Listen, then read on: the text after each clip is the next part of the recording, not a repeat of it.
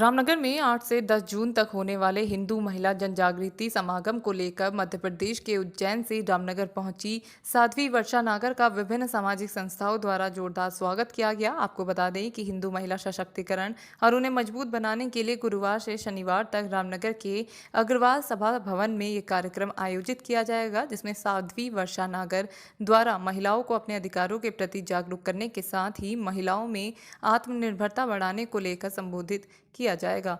आपको बता दें कि साध्वी वर्षा नागर ने नारी को लेकर कई उदाहरण दिए हैं। उन्होंने कहा कि नारी की कोख से ही ध्रुव और भगवान राम ने जन्म लिया, तो वहीं रानी लक्ष्मीबाई और मीराबाई ने भी जन्म लिया है। उन्होंने कहा कि इसी को लेकर वो रामनगर पहुंची हैं, जहां उन्होंने सभी से 3 दिन के इस कार्यक्रम में बढ़ चढ़कर भागीदारी करने की अपील की है। तो वहीं उन्होंने देश में बढ़ रहे महिला अपराधों पर भी चिंता जताते हुए कहा कि सरकार ने कानून तो बनाया है, लेकिन इसे अभी और मजबूत होना है। 3 दिवसीय नारी जागरण का उद्देश्य लेकर के यहाँ की संस्था ने इस आयोजन को रखा है। मैं सर्वप्रथम तो बहुत बहुत शुभकामनाएं देती हूँ, आभार करती हूँ इस नए चिंतन के लिए, क्योंकि राष्ट्र में नारी की बहुत बड़ी भूमिका है।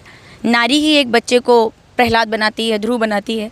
नारी ही एक बच्चे को महाराणा प्रताप बनाती है, वीर शिवा बनाती है। और नारी ही स्वयं पन्नाधाई बन करके, जीजाबाई बन करके, लक्ष्मीबाई बन करके राष्ट्र में, समाज में, देश के लिए, समाज के लिए, परिवार के लिए, घर के आंगन से लेकर शत्रुओं के विनाश तक नारी की बड़ी भूमिका रही है। चाहे महिषासुर मर्दिनी के रूप में हो, रक्त बीज के संहारण के रूप में हो, जब जब भी समाज पर, धर्म पर संकट आया है, तब तब भगवान भी नारी की शरण में आए हैं। आज के समय में कहीं ना कहीं नारियां, नारी शक्ति जिनको आवश्यकता है ये जानने की कि भारत राष्ट्र की गरिमा और भारत राष्ट्र की मर्यादा उनके अंदर निवास करती है, और उसी जागरण के लिए यह आयोजन यहाँ रखा गया है। कड़े कानून की आवश्यकता है। जिस प्रकार से भी हमने मर्डर देखा है दिल्ली के अंदर या देश में कहीं भी, सर्वप्रथम एक नियम, वैसे हमारे देश का कानून जिसका मैं बड़ा सम्मान करती हूँ, सभी लोग बड़ा सम्मान करते हैं, लेकिन थोड़ा सा सुधार हमारे कानून में इतना हो जाए कि जिस प्रकार से पीड़ा देकर के उस बच्ची का मर्डर किया गया है, या किसी भी लड़की के साथ जब दुष्कर्म होता है, तो तुरंत उसके साथ भी उसी प्रकार का इंसाफ होना चाहिए। और मेरा व्यक्तिगत मानना तो ये है कि सब लोगों के सामने, जिस प्रकार से दूसरी कंट्रीज़ में हम देखते हैं कि अगर कोई किसी नारी की तरफ आंख उठाकर देखता है तो उनके लिए कड़ा प्रावधान है। जिस दिन भारत के कानून का नियम कड़ा हो जाएगा, उसके बाद बेटियां कहीं ना कहीं सुरक्षित होंगी और अपराधी इस बात से डरेंगे कि जो पहले वाले लोगों के साथ अंजाम हुआ है उनके साथ भी वही कहीं ना कहीं होगा।